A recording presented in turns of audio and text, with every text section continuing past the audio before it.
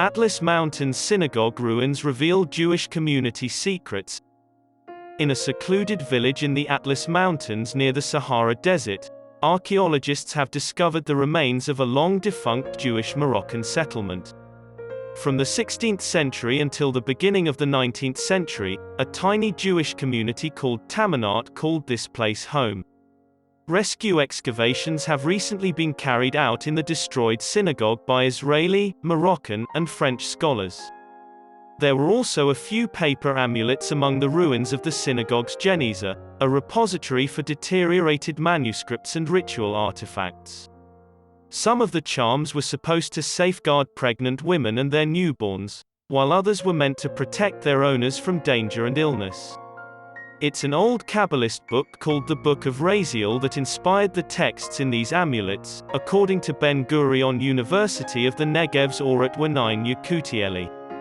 Jewish communities in Morocco used the book, which contains passages for charms, for their rituals. In addition to natural disasters, the synagogue was also destroyed by looters, according to Ouaknine-Yekutieli. Researchers from Morocco and France, including her archaeologist husband Yuval Yekutieli and his colleague Salima Naji, have just returned from a month-long expedition to the distant site.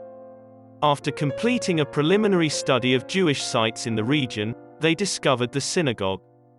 Interviews with former residents who remembered their Jewish neighbors who departed 70 years ago were conducted, as was information gathered from historical records. While they were working together, they made an important contribution to the preservation of this desert oasis' Jewish-Muslim heritage. A safe facility in Morocco has been set up for the researchers to study and examine the writings that were recovered from this place. Researchers will utilize artificial intelligence technology, like the one used in recent years to study ancient Jewish manuscripts at colleges with digital humanities studies, to link the torn fragments of text. As a result, experts are currently searching for Jewish residents of the area who were acquainted with the synagogue and the community. To preserve the country's Jewish heritage, the Moroccan royal family has spearheaded and funded several initiatives over the last 2 decades.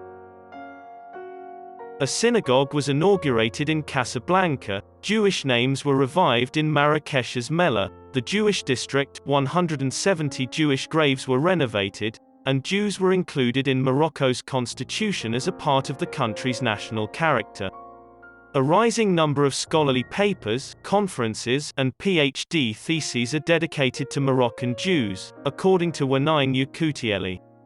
Morocco's King Mohammed VI announced last week a proposal to restore hundreds of Jewish landmarks around the country in the wake of the establishing of diplomatic ties between Morocco and Israel. In many Moroccan cities, hundreds of synagogues, cemeteries, and other Jewish cultural monuments will be rehabilitated as part of this initiative.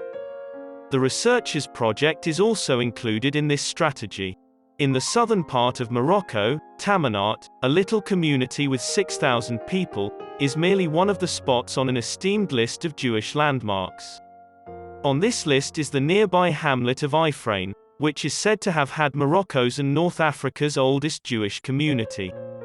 Refugees fleeing Jerusalem following the destruction of the First Temple allegedly created a Jewish kingdom in Ouaknine under the leadership of an Ephrati-style monarch. When the local king threatened them with death by fire or forced conversion to Islam, 50 members of the village's Jewish population leaped into a blazing furnace in 1792.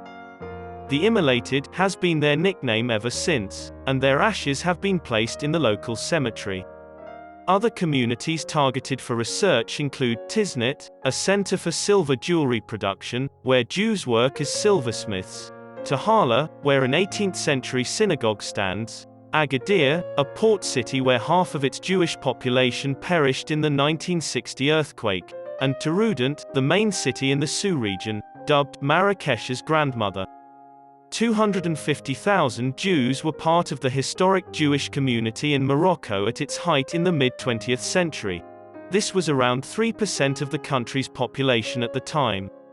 Since the outbreak of the Israeli-Palestinian War of Independence in 1948, the population of the village has steadily decreased, with just 2,500 people left in 1967, 1% of its peak population.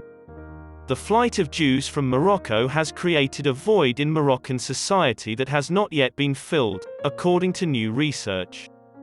Jamar Baider, the head of Morocco's National Archives, describes the expulsion of the Jews as like a painful wound in Morocco's national history.